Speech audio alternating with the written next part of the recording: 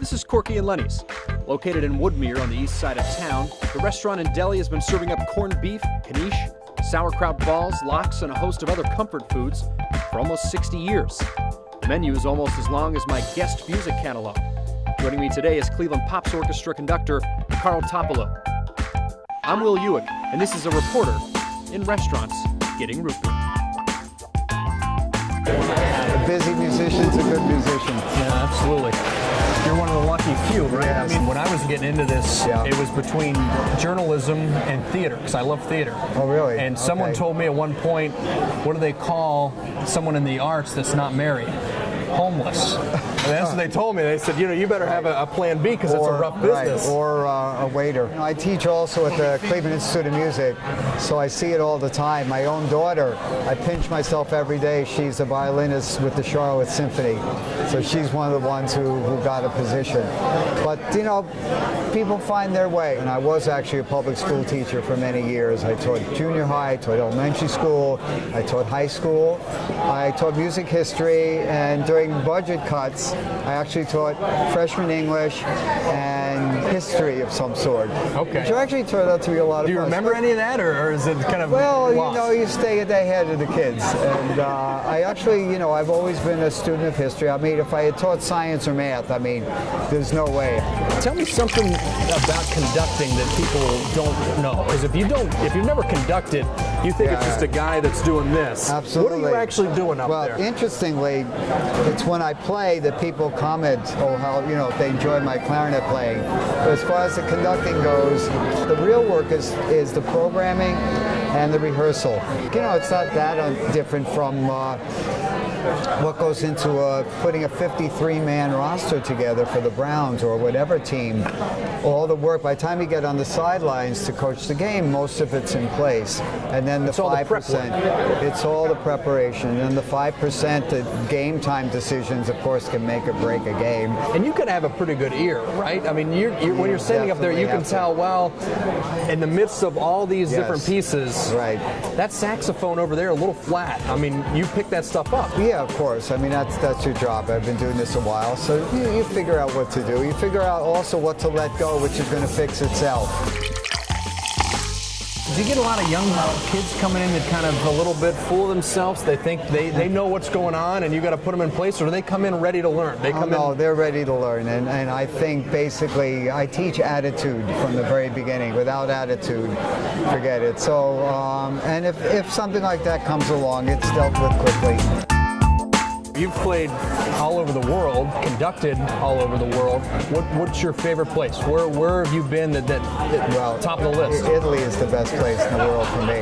Was there a specific spot? Because I've been to Italy. I did a little backpacking there. Was there a specific place? Or? Well, when I was 20 years old, I got to spend 2 months in Siena with an American music festival, and it was fantastic. And at that time, I spent 2 months beforehand working on my Italian, which I speak to this day and still do Italian conversation.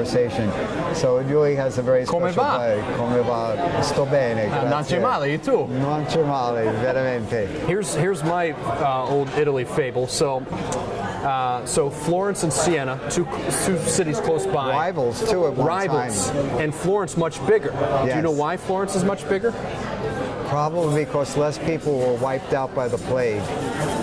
That may be a scientific explanation. So they're trying to decide a boundary, right, for Florence and Siena, and they come up with they're going to have someone leave on a horse from both cities at the certain time. Wherever they meet, that's the line. But they didn't have clocks back then. They didn't have cell phones or anything like that. So they said when the black rooster crows.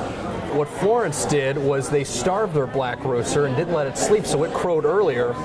So their guy got further along, and that's why Florence is bigger. And now, to this day, when you get a bottle of wine from Chianti in the Tuscany region, it's got that black rooster on it. Really? That's their symbol over there now. Funny. So that's their fable over there. Very good. I didn't know that. The more you know, right? Absolutely.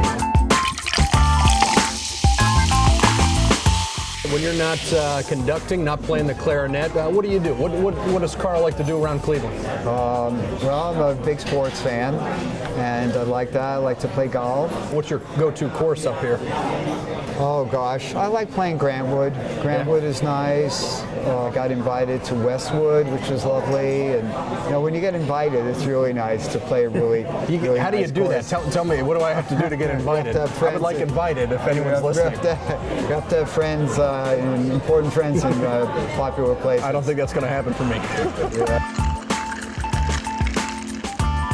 I wanted to show you my secret weapon. I just brought it. I don't have to play it, but sort of my Well, trademark. if you brought it, you're going to play it, Carl. My trademark is my red clarinet, and I have red, white, green, and blue clarinets, which I play, depending Now, on did you the have to get those occasion. custom made? No, Educated Music in Lakewood. Can you do a note for us? Are they going to kick us Well, out of here? I'm always happy to play. What's your favorite thing to play? I know you like conducting the Latin music. Well, I have a Gershwin medley I love playing, a Fiddler on the Roof medley I played, a Latino medley. I played Stardust this last weekend on the clarinet. Cantina Band from Star Wars. You know any Sondheim? Lots of Sondheim. Here's Send in the Clouds.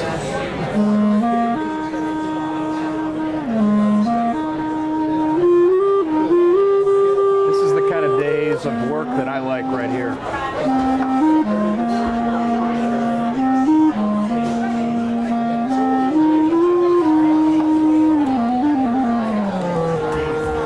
That was beautiful. Thank you. Just beautiful. My pleasure. Carl, thank you so much. Give me a cheers on that. You bet. Thank you. My pleasure.